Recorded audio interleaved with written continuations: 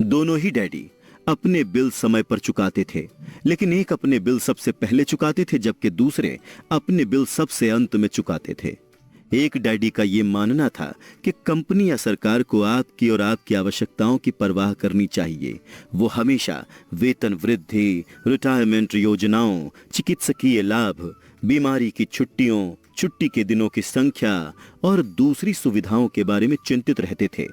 वो अपने दो चाचाओं से प्रभावित थे जो सेना में चले गए थे और 20 साल की सक्रिय सेवा के बाद उन्होंने जीवन भर के लिए सेवानिवृत्ति एवं अधिकार पैकेज हासिल कर लिया था। वो सेना द्वारा सेवानिवृत्त कर्मचारियों को दिए जाने वाले चिकित्सकीय लाभ और अन्य सुविधाओं की भी तारीफ करते थे। वो विश्वविद्यालय में उपलब्ध लंबी कार्यकाल अवधि से भी प्रेम करते थे। कई बार आजीवन नौकरी की सुरक्षा और लाभ का विचार नौकरी से भी ज्यादा महत्वपूर्ण दिखता है। वो प्रायः कहते थे, मैंने सरकार के लिए बहुत मेहनत से काम किया है, इसीलिए मैं इस तरह के लाभ का हकदार हूं। दूसरे डैडी पूरी तरह से आर्थिक स्वावलंबन में यकीन करते थे। वो सुविधा भोगी या अधिकार की मानसिकता के विरोधी थे और कहते थे कि ये मानसिकता लोगों को कमजोर तथा आर्थिक रूप से जरूरतमंद बनाती है। वो आर्थिक रूप से सक्षम होने पर बहुत जोर देते थे। एक डैडी कुछ डॉलर बचाने के लिए जूझे तो दूसरे ने निवेश उत्पन्न किए। एक डैडी ने मुझे सिखाया कि अच्छी नौकरी खोजने के लिए प्रभावशाली बायोडेटा कैसे लिखा जाए, तो दूसरे ने मुझे सिखाया कि शक्तिशाली व्यावसायिक और वित्तीय योजनाएं कैसे लिखी जाएं ताकि मैं दूसरों को नौकरियां दे सकूं। दो शक्तिशाली डैडियों के साथ रहने की वजह से मुझे यह विश्लेषण करने का अवसर मिला कि अलग अलग विचारों का जीवन पर कितना अलग अलग असर होता है। मैंने गौर किया कि लोग दरअसल अपने विचारों से ही अपने जीवन को आकार देते हैं। मिसाल के तौर पर मेरे गरीब डैडी हमेशा कहा करते थे, मैं कभी अमीर नहीं बन पाऊंगा, और आगे चलकर उनकी यह भविष्यवाणी सही साबित हुई। दूसरी ओर मेरे अमीर डैडी हमेशा खुद को अमीर मानते थे। वो इस तरह की बातें कहते थे, मैं अमीर हूं और अमीर लोग ऐसा नहीं करते। जब एक बड़े वित्तीय झटके के बाद वो दिवालिया होने की कगार पर पहुंच गए थे, तब भी वो खुद को अमीर आदमी ही कहते थे। वो अपने समर्थन में ये कहते थे, गरीब होने और कड़के होने में फर्क होता है। कड़का होना अस्थाई है, गरीब होना स्थायी। मेरे गरीब डैडी कहते थे, पैसों में मेरी कोई दिलचस्पी नहीं है या पैसा महत्वपूर्ण नहीं है। मेरे अमीर डैडी हमेशा कहते थे, पैसा ही शक्ति है। हमारे विचारों की शक्ति को कभी नापा नहीं जा सकता, ना ही उनके प्रभाव को कभी पूरी तरह से समझा जा सकता है। लेकिन इसके बावजूद बचपन में ही मैं ये समझ गया था कि मुझे अपने विचारों पर ध्यान देना चाहिए और अपनी अभिव्यक्ति पर भी। मैंने गौर किया कि मेरे गरीब डैडी के गरीब होने का कारण ये नहीं था कि वो कम पैसे कमाते थे। उनकी तनख्वाह काफी अच्छी खासी थी। वो तो अपने विचारों और कार्यों के कारण गरीब थे। दो डैडी होने के कारण मैं बचपन में ही बहुत सजग और जागरूक हो गया था कि मैं किन विचारों को अपनाऊं, मैं किसकी बात मानूं, अपने अमीर डैडी की या फिर गरीब डैडी की। हालांकि ये दोनों ही शिक्षा और सीखने को बहुत महत्वपूर्ण मानते थे, लेकिन क्या सीखा जाए इस बारे में दोनों की राय अलग अलग थी।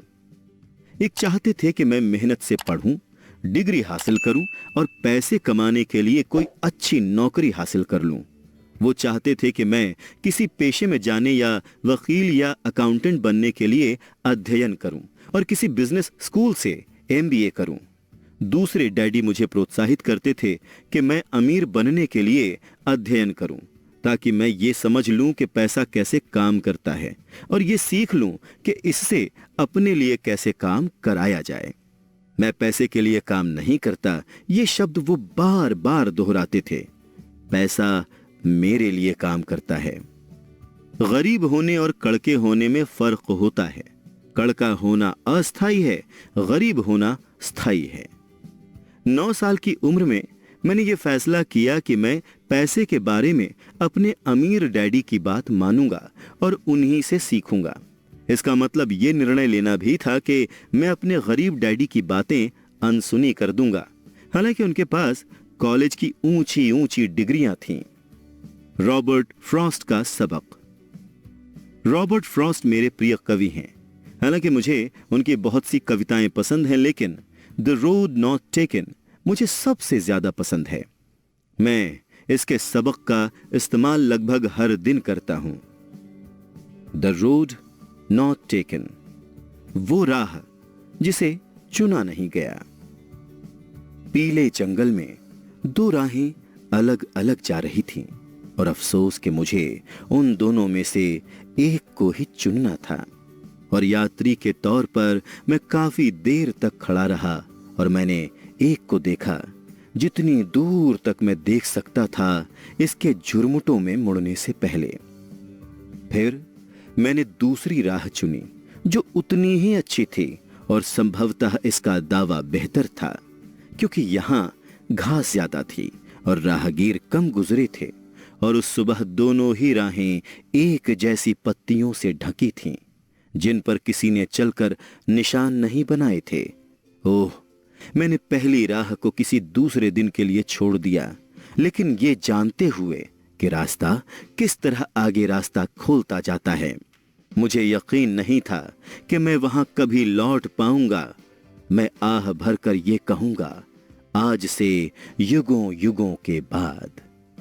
एक जंगल में दो राहें अलग अलग जा रही थीं और मैंने उस राह को चुना जिस पर कम लोग यात्रा करते हैं, और इसी से सारा फर्क